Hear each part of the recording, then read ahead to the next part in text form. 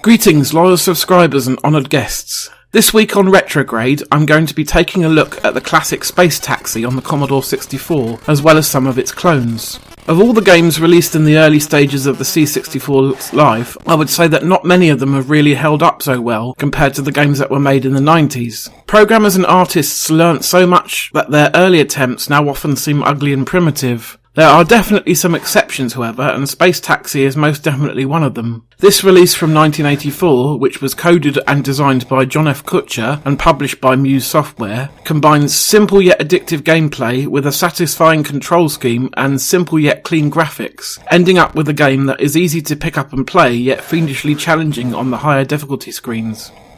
The basic idea, as you may have guessed, is that you are a taxi driver in space, no less. On each screen are a variety of landing pads, each with their own number, and usually a refueling pad as well.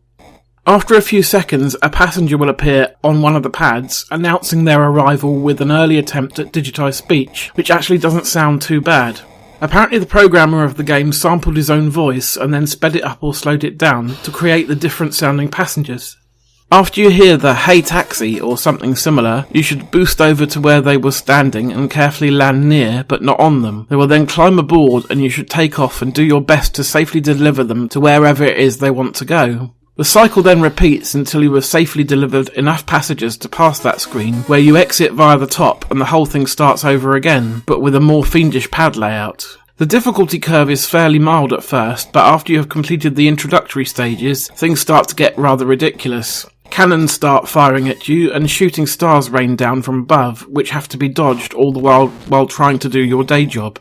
You do have a few other things to worry about as well. Firstly, you should always remember to lower your landing gear before trying to land, or you will die horribly in a fireball. Secondly, you have a limited amount of fuel, so during the longer, trickier screens, you will probably have to take a brief break from ferrying passengers back and forth in order to fill up. The cost of fuel comes out of your points, so bear that in mind. Lastly, should you land on a passenger, hit them with your taxi, or crash with one of them aboard, they will die, which is a waste of a perfectly good fare, so please try and avoid violently killing your customers, they don't like it very much. Upon booting up the game, you can choose to start on easy, medium or hard difficulty, or for the ultimate challenge you can randomise the screens. The hardest bunch of stages really are quite ridiculous. Luckily though, the controls feel just right. There is a little bit of weight and inertia on your taxi, which just adds the right amount of spice and keeps the feeling of only just being in control. It feels a bit like Thrust, but not as harsh as that. I never knew about Space Taxi back in the day. I didn't get a C64 of my own until 1990, and the friends I had who owned one didn't have this particular game. It wasn't till about a month ago when I was playing around with my newly purchased C64 Mini that I tried it out for the first time, and within minutes I was hooked. It may not look amazing, but it still looks good, and the gameplay is fantastic, which is ultimately what counts. Overall, I would definitely give Space Taxi on the C64 a solid 4 taxicabs out of 5. A number of different people have made attempts at making their own Space Taxi clones over the years, including 2 different ones on the Amiga in 1994. I'm first going to take a look at Air Taxi. This definitely preserves the style of the C64 original, but is neater and cleaner as you may expect from a higher resolution display. The game feels pretty good to play, but it is not quite the same as the original. If anything, it's easier. I managed to do pretty well until I got to a stage that introduced wind effects. I didn't last very long at all after that. One of the exciting aspects about Air Taxi is the prospect of playing it in 5-player mode, something I unfortunately have not had the opportunity to do. Just imagine it though, 5 taxis all whizzing around at the same time, competing for fares and narrowly avoiding colliding with each other. It sounds like true hectic fun. Based on the single player alone though, Air Taxi is almost but not quite there, so I'm awarding it a score of 3.5 taxicabs out of 5.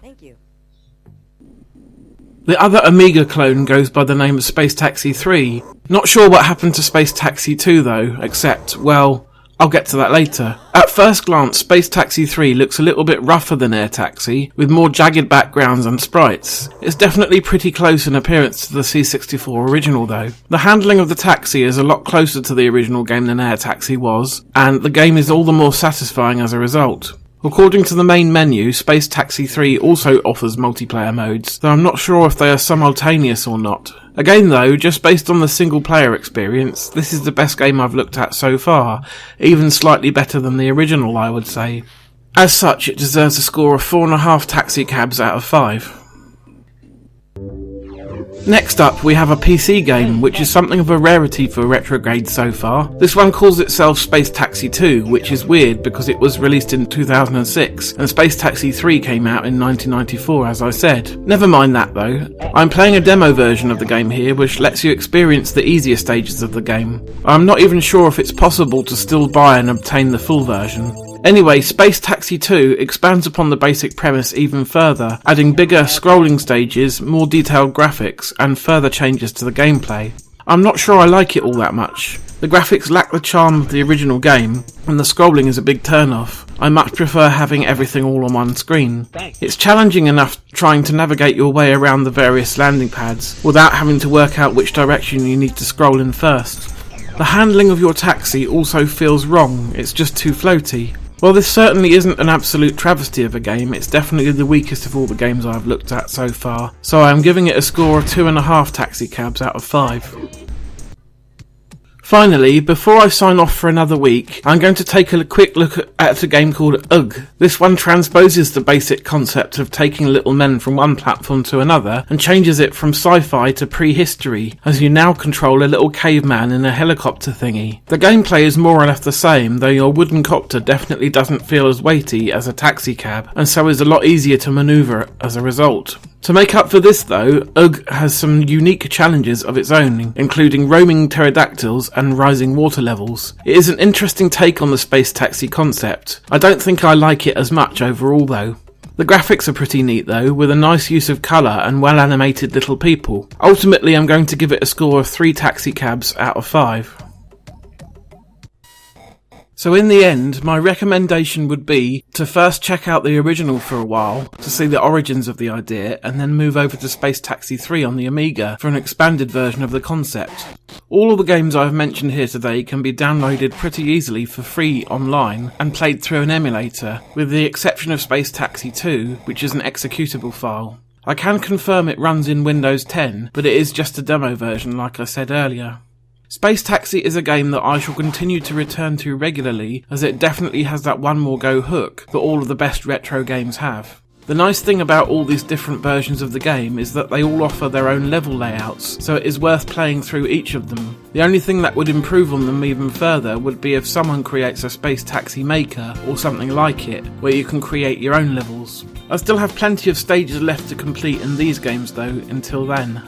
RetroGrade will be back again soon, so please subscribe if you want to see more. In the meantime, take care.